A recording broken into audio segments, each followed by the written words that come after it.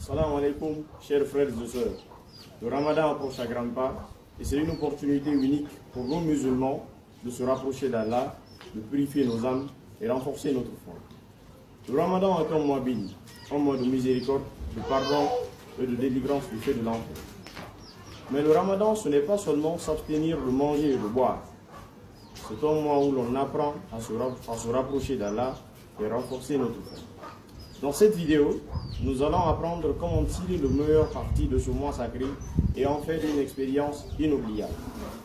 Alors n'hésitez pas à partager la vidéo et surtout de liker tout en me laissant un pouce bleu et activer la cloche de notification afin que vous puissiez être informés des prochaines vidéos. Dans cette vidéo, nous nous accentuerons sur 4 parties essentielles. La première partie, nous parlerons du sens du Ramadan. Dans la deuxième partie, nous nous accentuerons sur les bienfaits du Ramadan. Dans la troisième partie, nous parlerons de la manière bien s'y préparer pour vivre un Ramadan exceptionnel. Et dans la quatrième et dernière partie, nous parlerons de la manière à bien se préparer pour rester motivé tout au long de ce mois sacré. Le sens du Ramadan. Le Ramadan n'est pas seulement un jeûne physique, où l'on s'abstient de manger et de boire du lever au coucher du soleil. C'est un voyage spirituel, un moment de réflexion, de partage et de délivrance du feu de l'enfer. D'où Allah dit dans le Saint-Coran, dans la sourate Al-Baqarah, « Ô vous qui avez cru, le jeûne vous a été prescrit comme il a été prescrit à ceux avant vous. Ainsi atteindrez-vous la piété. » Et plus loin devant, le prophète Mohammed sallallahu alayhi wa sallam dit que celui qui donne à un jeûneur de quoi rompre le jeûne aura la même récompense que lui, sans que cela ne diminue en rien la récompense de ce dernier. Et en ressentant la faim et la soif, dans le sens du Ramadan, en ressentant la faim et la soif, nous comprenons la souffrance de ceux qui n'ont pas de quoi se nourrir. Partie 2. Comment bien se préparer pour vivre un Ramadan exceptionnel. Pour vivre un Ramadan exceptionnel, il est temps de se préparer tant sur le plan spirituel que pratique. Dans cette partie, nous nous accentuerons sur 3 sous-parties essentielles. La première sous-partie consiste en la fixation des objectifs spirituels. Et dans la fixation des objectifs spirituels, pour vivre un Ramadan exceptionnel, il faut que l'on se planifie à vivre dans la lecture du Saint-Coran au moins quelques heures par jour. Également augmenter nos prières surrogatoires, telles que le nafl et des prières nocturnes, le tarawih. Également faire des invocations pour que nous puissions au moins recevoir les récompenses et la miséricorde de la part du Tout-Puissant Allah. L'organisation quotidienne. Dans l'organisation quotidienne, pour vivre un Ramadan exceptionnel, il faut que l'on apprenne à se reposer la nuit pour que nous restions motivés et avec de l'énergie pendant la journée. Dans la troisième sous-partie, quelques conseils pratiques pour vivre un Ramadan exceptionnel. Nous parlerons de la première sous-partie de cette sous-partie, l'hydratation. Pour vivre un Ramadan exceptionnel, buvez beaucoup d'eau pendant le sohr et après l'iftar pour éviter la déshydratation. Il faut une alimentation équilibrée.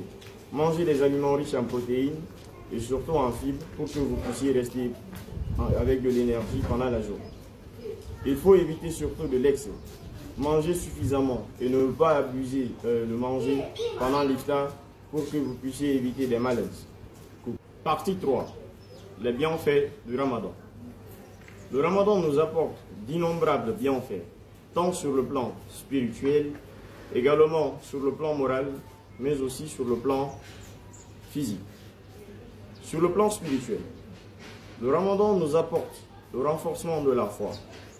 En jeûnant, nous apprenons beaucoup plus à avoir la foi et surtout recevoir de la miséricorde de la part du Tout-Puissant Allah. Également le rapprochement avec le Coran. Et de par le Ramadan et la lecture du Saint-Coran, nous apprenons à faire le bien et éviter le mal. Et on fait du Ramadan sur le plan moral. Sur le plan moral, le Ramadan nous apporte non seulement de nous apprendre le comportement dans la société, mais également faire de bien en faisant de l'aumône, donner de quoi se nourrir à ceux qui n'ont pas de possibilité à en avoir. Également, chercher à rester accompagné des personnes pieuses. rester entouré des meilleures personnes qui nous mettent sur le droit chemin. Sur le plan physique. Sur le plan physique, de par le ramadan, nous apprenons la détoxication du corps. Lorsqu'on jeûne et qu'on apprend à avoir la soif et la faim, nous apprenons beaucoup plus à être et surtout à gérer la faim et la soif.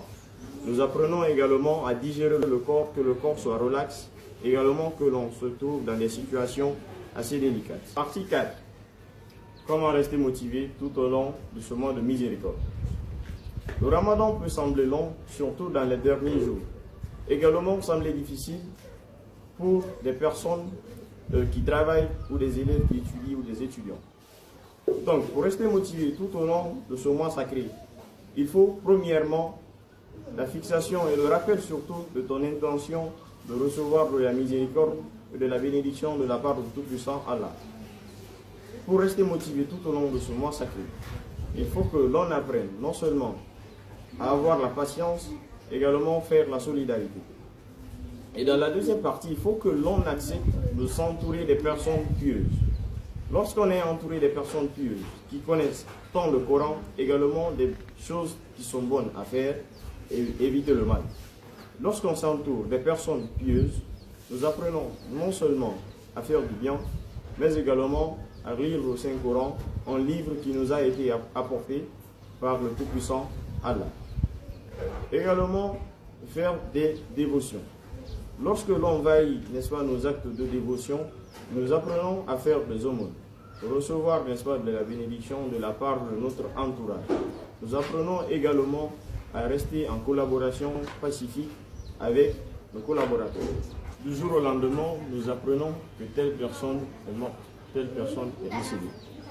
Si nous connaissons ce qui se passe lors du jugement dernier, ou lors, n'est-ce pas, de notre réveil après notre mort, ce qui nous attend là-bas, nous apprendrions non seulement à faire du bien, également nous rapprocher d'Allah.